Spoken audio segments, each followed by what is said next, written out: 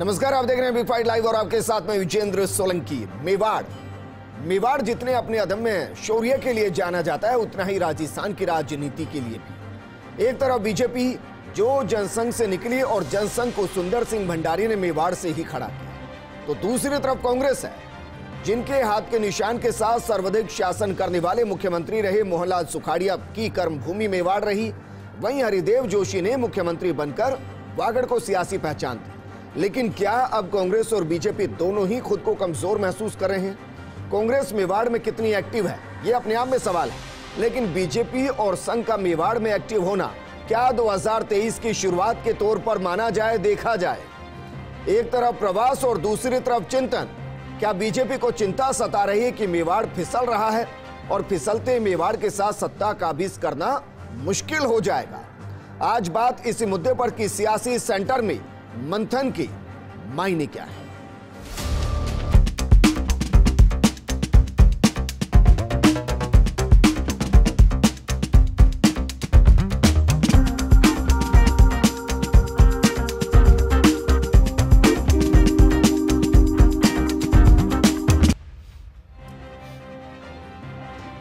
संघ प्रमुख मेवाड़ का प्रवास करते हैं, प्रबुद्धजनों से मिलते हैं, अलग अलग तरीके से बैठकें करते हैं, शायद नब्ज टटोलने की कोशिश करते हैं। कल से बीजेपी का चिंतन शिविर शुरू हो रहा है, जिसमें तमाम दिग्गज नजर आएंगे।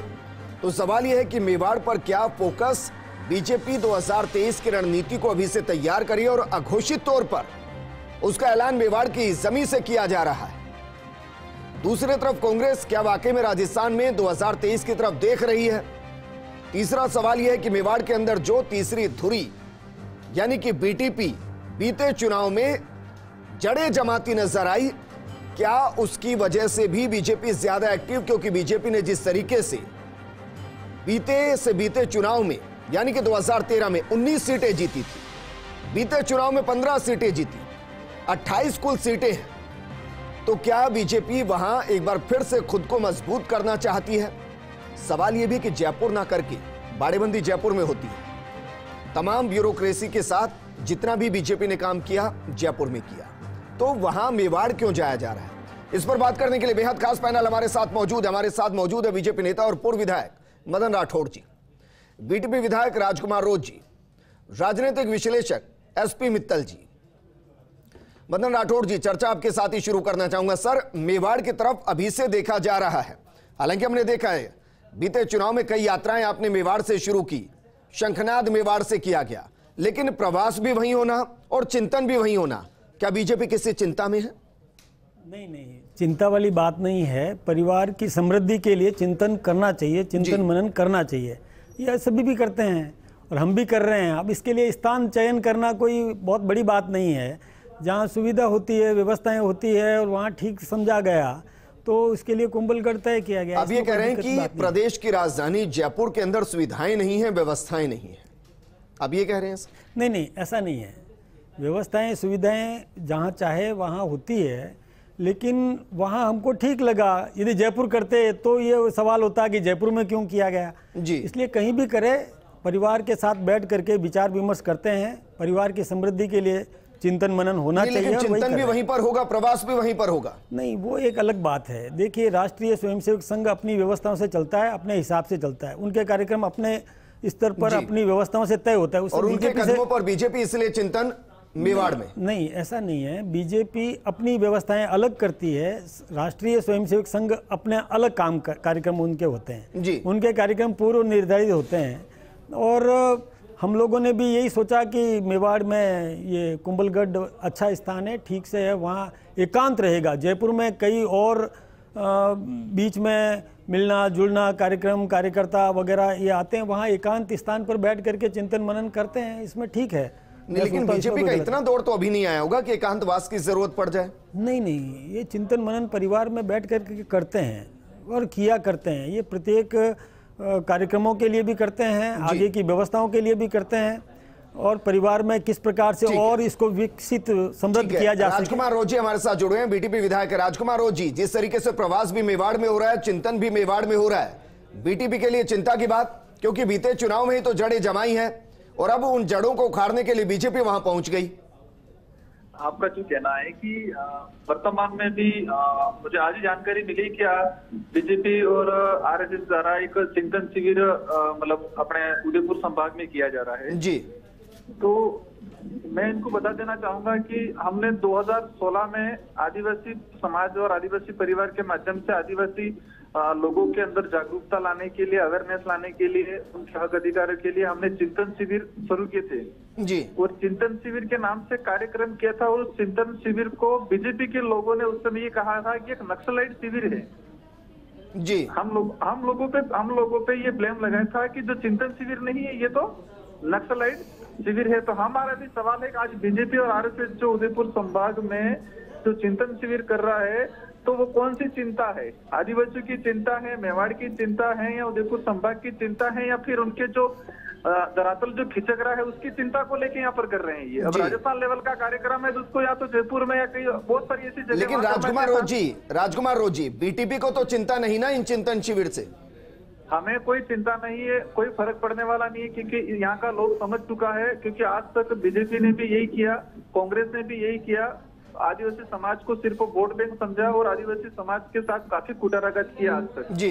और अभी वर्तमान में लगता है बीजेपी को कि हमारा धरातल खिचकता जा रहा है, इसलिए वो ये इस इलाके में काफी पैर जमाना चाह रहे हैं, लेकिन इससे ज्यादा कोई असर होने वाला नहीं है। ठीक है, शकुंतला रावत जी हमारे साथ जुड़ चुके हैं। शकुंतला रावत जी, चलिए आपके साथ मैं जुड़ूंगा, लेकिन एसपी मित्तल साहब, कहीं ऐसा तो नहीं कि बीजेपी को अभी से ऐसा लग रहा है कि मेवाड़ में जो जमीन खिसकी उसको बचाना जरूरी और इसलिए प्रवास भी वहीं पर, चिंतन भी वहीं पर? क्योंकि चिंतन तो उन्हीं मुद्दों पर होगा जिनको लेकर चिंता होगी, और चिंता तो अभी शायद इसी मुद्दे पर होगी कि 2023 में आए कैसे।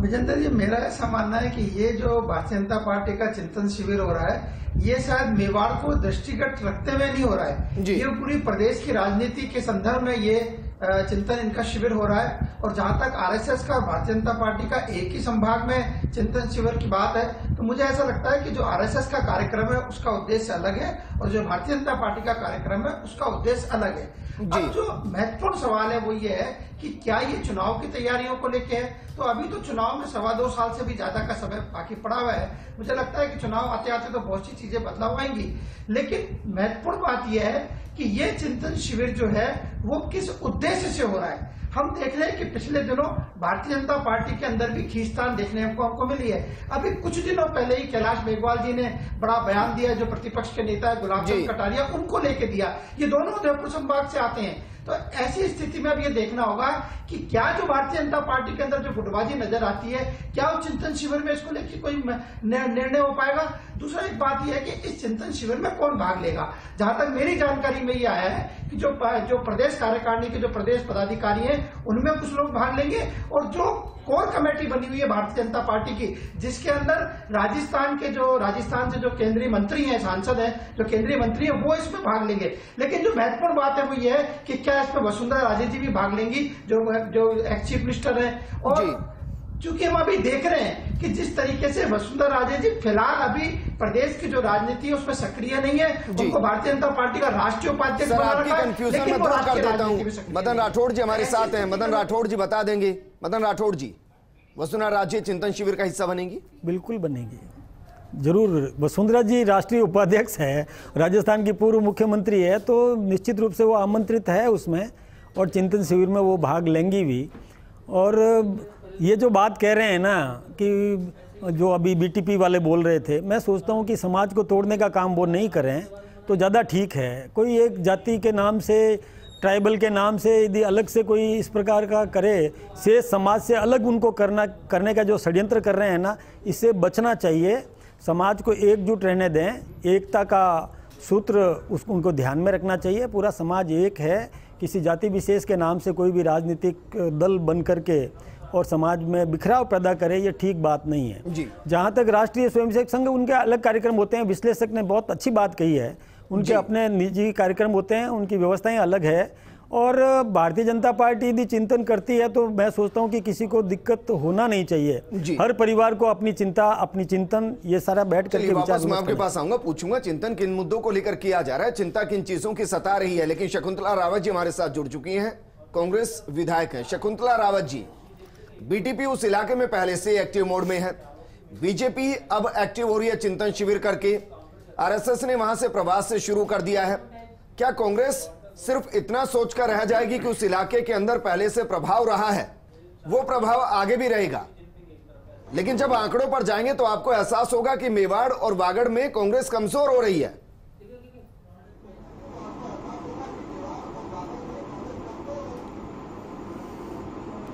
अभी ये जो चिंतन है, ये एक एग्जाम्पल है कि ये क्यों हो रहा है वहां पर, कि अब जो चुनाव हुआ और अब होने वाले हैं, या पंचायत के निकाय के जो चुनाव हुए, वहां पर कांग्रेस का वोट बढ़ा है और उस कांग्रेस के वोट की बढ़ती हुई संख्या को देखते हुए बीजेपी की चिंता जाग गई, तो इन्होंने वहां पर ये शिविर लगाने का प्लान बनाया कि हम किस तरीके से मेवाड़ से शुरू करें, कि वहां पर कांग्रेस का वोट बढ़ रहा है तो क्यों नहीं हमें वहां पर चिंतन शिविर करना चाहिए। और ये बीजेपी की नहीं, शकुंतला रावत जी, ये कैसे जानकारी लगी मैम कि वहां पर वोट बैंक कांग्रेस का बढ़ रहा है?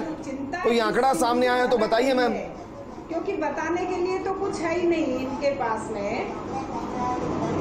मैं इतना कहना चाहती हूँ कि बीजेपी के चाहे संगठन मंत्री जी आए हो, संतोष जी हो, चाहे कोई और हो, आपने कहीं भी किसी भी मीटिंग में या आम सभा में देखा होगा कि भारत सरकार के पास जनता के हितों की एक भी योजना कोई गिनाने के लिए नहीं है जी। क्योंकि जनता में अब आक्रोश है कि जिस तरह से महंगाई को देख करके। नहीं, लेकिन मैम मेरा सवाल तो ये है कि अगर वो ये सोच भी रहे हैं तो वो कम से कम एक्टिव तो हैं। क्या कांग्रेस यही सोचकर खुश है कि इन्हीं मुद्दों पर वो वोट ले लेगी? उसके लिए भी तो जनता के बीच में जाना पड़ेगा। क्या कांग्रेस के पास कोई प्लान है मैम? बीटीपी बगल में आकर खड़ी हो गई है। आप नाप करके देखें कि 70 साल एक तरफ है और मोदी जी की 7 साल की महंगाई एक तरफ है। जनता जाग गई है, तो अब इसलिए इनकी चिंता का शिविर है जी। ठीक है मैम, वापस मैं आपके पास आऊंगा। थोड़ा ऑडियो की दिक्कत आपके साथ चल रही है। राजकुमार रोज जी, चिंतन हो रही है, चिंता हो रही है, प्रवास हो रहा है, बीटीपी का प्लान क्या है? क्योंकि ये तो तय हो गया कि आप मेवाड़ वागड़ पर पूरा फोकस करेंगे। देखो, एक चीज है कि सबसे पहले विशेषकर बीजेपी की सत्ता थी पहले 2014-18 तक, और आज आरएसएस के लोग और बीजेपी के लोग चिंतन मनन के लिए ये कार्यक्रम जो उदयपुर संभाग में कर रहे हैं। तो मेरा जो बीजेपी के प्रवक्ता है उनसे एक सवाल है कि आदिवासी इलाके में आप चिंतन शिविर कर रहे हो, चिंतन मनन कर रहे हो, तो आदिवासी के लिए कौन सा चिंतन कर रहे हो? एक दो बिंदु मुझे बता दो कि इसमें आपके जो ये एजेंडा है उसमें आदिवासी के हित के लिए कौन सा एजेंडा है जी। एक तो मुझे ये बता देना चाहिए। और दूसरा, हमारे इस इलाके में हम लोग सामाजिक जन जागरण कर रहे थे आदिवासी परिवार के नाम से, और हमारी सामाजिक विंगें थी, और उसी समय बीजेपी गवर्नमेंट ने उस सामाजिक जन जागरण को नक्सलाइट है इस तरह से आरोप लगाया और आदिवासी कई लोगों। लेकिन आप बता दीजिए राजकुमार रोज जी, आप बता दीजिए उन इलाकों के लिए आपके क्या प्लान? क्योंकि देखिए बीजेपी ने फिर भी 15 सीटें वहां जीती, आप तो 2 ही सीट जीत पाए, तो पूरे तरीके से नकारा थोड़ी ना जा सकता है। देखो, और क्या राजस्थान में रहकर भील प्रदेश की अलग से मांग करना जायज लगती है आपको? हाँ देखो भाई, ये जो हिल प्रदेश की जो डिमांड है ये कोई नई डिमांड नहीं है जी। हम इतिहास में अगर जाते हैं तो इस इलाके में गोविंद गुरु करके एक गुरु हुआ करते थे। उन्होंने मानगढ़ जो कांड हुआ था, मानगढ़ हत्याकांड हुआ था, और इससे पहले इस इलाके को एक बिलखंड के नाम से जाना जाता था। और गोविंद गुरु की जो किताबें हैं, गोविंद गुरु के जो भजन हैं, और अंग्रेजों ने उस समय जो गोलियां चलाई अंग्रेजों ने, और कोर्ट का जजमेंट है उसमें भी हवाला दे रखा है कि बिलखंड की मांग कर रहा था। गोविंद गुरु के नेतृत्व में बिलखंड के लिए आंदोलन चल रहा था जी। तो अलग स्टेट की डिमांड करना कोई गलत बात नहीं है, ये पूर्वजों की डिमांड है, और ये हमारे पहले से भी, मैं पैदा ही नहीं हुआ इससे पहले से डिमांड चल रही है। हमारा ये इतना योगदान रहा है कि इसको बुलंद किया हमने जी। ये जो डिमांड थी, ये जो मुद्दा था, उसको और हमने बुलंद किया, उसको आगे लाए। नहीं, लेकिन बतौर विधायक राजकुमार रोजी, बतौर विधायक आप अपने क्षेत्र को बुलंद कीजिए। इससे क्या फर्क पड़ता है कि 1 प्रदेश या 2 प्रदेश? आप अपनी विधानसभा को मजबूत कर देंगे, वैसे ही इलाका मजबूत हो जाएगा। देखो, आज तक ये रहा है कि इस इलाके में पहले कांग्रेस का काफी वोट बैंक था, और कोई भी कांग्रेस ये सोचती थी कि उदयपुर संभाग से हमारी सीटें काफी मात्रा में आएंगी और हमारी सरकार बनाएंगी। इसके बाद बीजेपी ने इस आदिवासी इलाके में काफी कब्जा किया और 3-4 चुनाव लोकसभा विधानसभा दो चुनाव लोकसभा विधानसभा में बीजेपी ने काफी एक तरफा वोटिंग ले ली। और यहाँ का समाज इतना भोला समाज, इतने भोले लोग हैं, तो आज तक उन लोगों को इतना वोट बैंक बना रखा और काफी दोनों पार्टियों ने बेवकूफ बनाया। और विशेषकर बीजेपी ने आदिवासियों का हद से ज्यादा शोषण किया। क्योंकि हम अगर विशेषकर बीजेपी कहने का मतलब मैं आपसे पूछूंगा, लेकिन मदन राठौड़ जी, आपने कहा कि चिंतन होना चाहिए अगर परिवार के बीच में किसी चीज को लेकर चिंता है, तो आप भी मुझे 2-3 पॉइंट बता दीजिए सर, किनको लेकर बीजेपी के अंदर चिंता हो रही है? सबसे पहले तो मैं राजकुमार रोत जी से ही कहना चाहूँगा कि गोविंद गुरु के उस स्थल को विकसित करने का काम भी हमने किया, भारतीय जनता पार्टी ने किया, और हम उनको पूजनीक मानते हैं, उनकी पूजा करते हैं, उनकी आराधना करते हैं। आप गोविंद गुरु के नाम को लेकर के और समाज को तोड़ने का काम करते हैं, मैं सोचता हूँ ठीक नहीं है। उनका बलिदान चिरस्मरणीय है। ठीक है, मुझे बताइए सर, वक्त की कमी है, चिंतन जो हो रहा है किन किन चिंताओं को लेकर कर रहे हैं? नहीं, चिंता नहीं है, चिंता नहीं है। चिंता ये, एक तो चिंता ये है जो बीटीपी ने पैदा की है, जो समाज को तोड़ने की चिंता है हमको। ये समाज को तोड़ना नहीं चाहिए, एक रखने के बाद इनको सोचना चाहिए। एक ये तो चिंता की बात है। दूसरा चिंतन ये है कि किस प्रकार से हम और समृद्ध हों और विकसित राजस्थान कर सकें। यहाँ राजस्थान के विकास के लिए और क्या क्या करना चाहिए, आदिवासियों के क्षेत्र को विकसित करना, आदिवासियों की समृद्धि करना, आदिवासियों की आर्थिक स्थिति मजबूत करना, इसके बारे में भी चिंतन होता है। ये भी विचार विमर्श की बात है। कौन सी ऐसी नई योजना लाना चाहिए, कैसे जीती जाए। हाँ बिल्कुल, ये भी साथ में है। ये बात भी बिल्कुल सही है कि किस प्रकार से जो राजस्थान में पिछली बार कमियां रह गई, उन कमियों को मिटा करके हम किस प्रकार को लेकर गुलाब चंद कटारिया ने जो बयान दिया, देखिए को लेकर जो बयान दिया, मैं एक बात आपसे, डैमेज कंट्रोल को कैसे किया जाए, मैं ये चिंतन है। एक निवेदन करना चाहूंगा कि गुलाब जी कटारिया कभी भी महाराणा प्रताप का अपमान करने की सोच भी नहीं सकते। उसके लिए वो जीवन कुर्बान करने के लिए तैयार रहेंगे, ये हम सब जानते हैं। लेकिन एक शब्द को लेकर के इस प्रकार का करना, साहब आपको लग रहा है जो पॉइंट मैंने गिनाए उन सबका भी मंथन यहां हो रहा है, उनको लेकर भी चिंता बीजेपी को सता रही है और इसलिए मेवाड़ को फोकस किया जा रहा है, अभी से फोकस किया जा रहा है।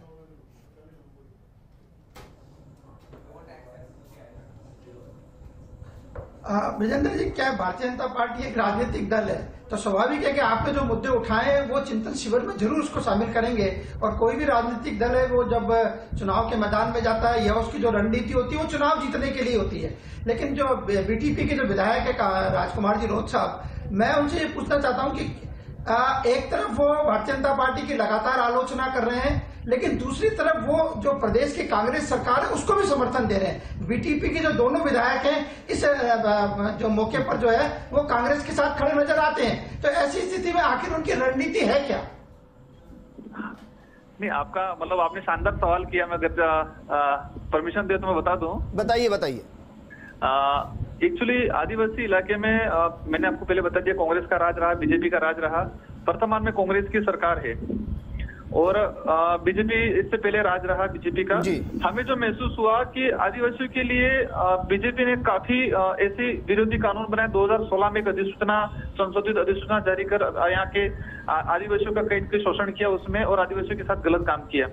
हम जितना बीजेपी को कोसते हैं इतना कांग्रेस को ही कोसते हैं, क्योंकि कांग्रेस का भी राजकुमार रोत जी, ऐसा तो नहीं कि अगर 2023 में बीजेपी की सरकार आ गई तो फिर राजकुमार रोत बीजेपी के साथ नजर आएंगे? नहीं, ऐसा कभी नहीं रहेगा। हम अगर किसी को समर्थन देंगे तो वो मुद्दे के साथ में समर्थन देंगे, चाहे पार्टी कोई भी हो, चाहे पार्टी कोई भी हो। हम विचारधारा से समझौता नहीं करेंगे। आज भी अगर कांग्रेस को समर्थन दिया है हमने तो वो मुद्दों के साथ में समर्थन दिया और आज भी कांग्रेस को गलत ठहरा रहे, क्योंकि कांग्रेस ने हमारे साथ अन्याय किया, ठीक है, और आदिवासियों के साथ किया अन्याय था। क्योंकि आज हम आदिवासी समाज का 2 विधायक बीटीपी के नाम से। चलिए, शुक्रिया हमारे साथ जुड़ने के लिए राजकुमार रोत जी। मित्तल जी आपका भी शुक्रिया, मदन राठौड़ जी आपका भी शुक्रिया, शकुंतला रावत जी आपका भी शुक्रिया। सियासी चिंतन मंथन होना चाहिए लेकिन उससे जनता का भला होना चाहिए। नमस्कार।